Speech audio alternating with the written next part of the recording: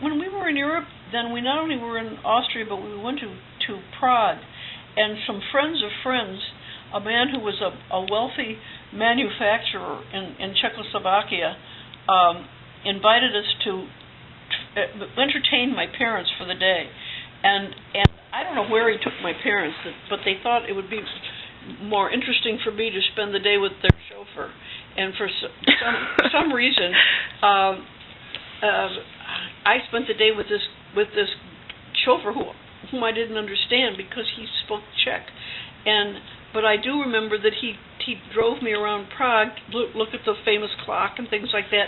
And my best memory of him is he took me to a place where there were big barrels of pickles, and I remember standing outside you told me the story. to the big limousine with my chauffeur eating dill pickles.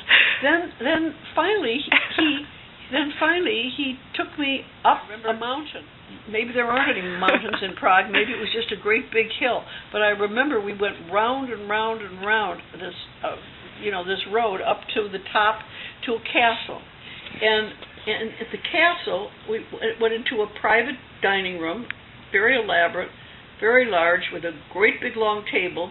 And there was a dinner party. I don't remember for how many people. I think for my parents, I think. And anyway, so then I was put at the table.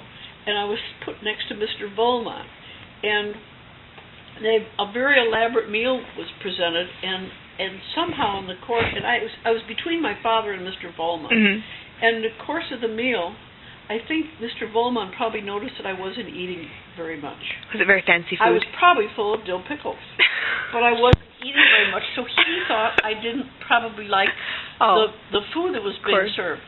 And so Mr. Volman said to me, "What is your favorite food, Mary Jane?" And I said, "Hot dogs." So Mr. Volman called for his chauffeur, and Mr. Volman told his chauffeur to go back down into town and get me a hot dog, a sausage. So the chauffeur, that meant the chauffeur had to go round and around in a big long limousine, round and round down into town to get me a hot dog or sausage, and then it took a long, long time.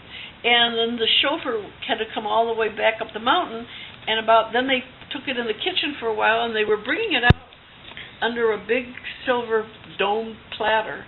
And I remember saying something to my father, "I'm not very hungry anymore."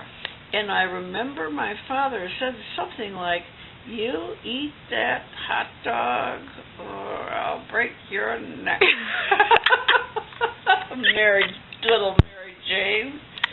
So I don't remember anymore, but I don't remember what I did. Well, obviously you ate the hot dog, or else you wouldn't be here today. I don't know. And my father was not an abusive man. No, I know. I know. He just thought, "Oh my goodness." And then later, after the war, my parents told me that Mr. Volman could no longer be found, or his family. His factories had been confiscated by the Nazis when they went into Czechoslovakia.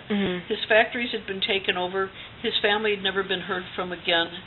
And you hear these stories about the paintings and all these things that were taken over by the Nazis, and the homes that were taken and so forth. And I guess that's what happened to the Volmans. We never knew what happened to them, never heard from them again, and they just sort of disappeared off the face of the earth.